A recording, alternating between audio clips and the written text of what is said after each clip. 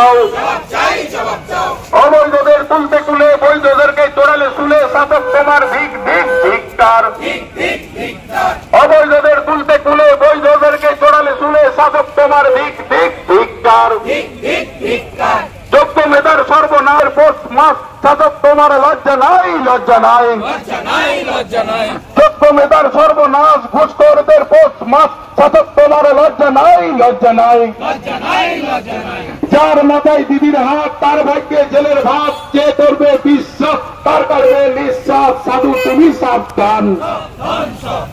আর যে দেখো জনগণের লাঠি হাতে দাঁড়িয়ে আছে উন্নয়ন হায় হায়। যে দেখো জনগণ উর্দি পরে লাঠি হাতে দাঁড়িয়ে আছে উন্নয়ন এই সরকার হায় হায়। যোগ্য মেধার লাঠির বাড়ি সুপতন হবে তাড়াতাড়ি এই সরকার হায় হায়। যোগ্য মেধার লাঠির এই প্যানেলকে বাঁচানোর দাবিতে আমাদের আন্দোলন চলছে এবং তার সাথে শিক্ষামন্ত্রী বলেছিলেন গত বছর যে প্রায় 1.5 লক্ষ শূন্য পদ আছে শিক্ষক এবং শিক্ষাকর্মীর, সেই 1.5 লক্ষ শূন্য পদে নতুন করে নিয়োগের বিজ্ঞপ্তি হোক। যারা বিগত 10 বছর ধরে পরীক্ষা দিতে পারেননি তারা পরীক্ষায় বসার সুযোগ পাক। এই সমস্ত কিছু দাবি নিয়ে আজকে মিছিল। দেখুন, পুলিশের সক্রিয়তা তো মানে তারা তো উপরের নির্দেশ দেয়, সেই নির্দেশ অনুযায়ী কাজ করছেন।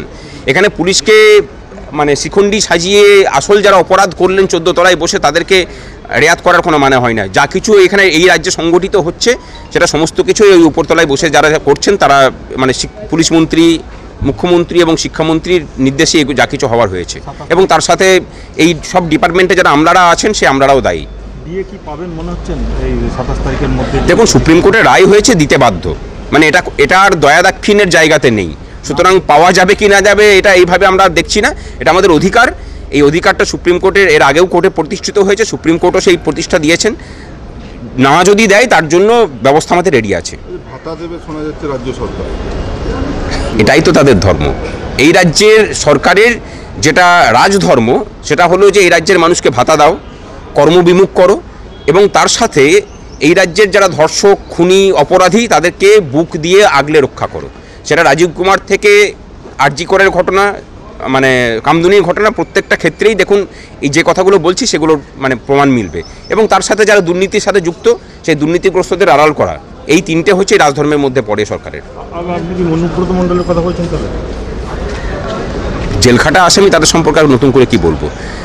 খারাপ লাগে যে বাংলা ভাষায় যে শব্দগুলো মানে প্রকাশ্যে বলা যায় না সেই শব্দগুলো মোটামুটি ওনাদের ইয়েতে হয়ে রাস্তায় প্রকাশ হয়েছে।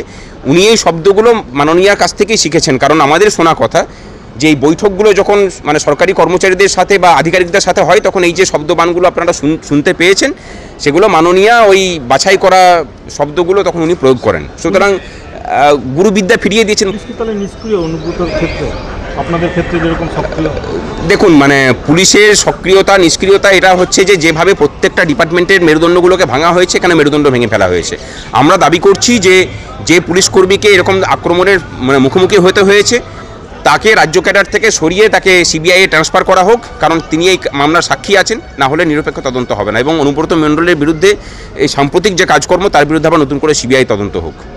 আপনাদের আন্দোলন অবশ্যই, এটা তো বলার অপেক্ষা রাখে না।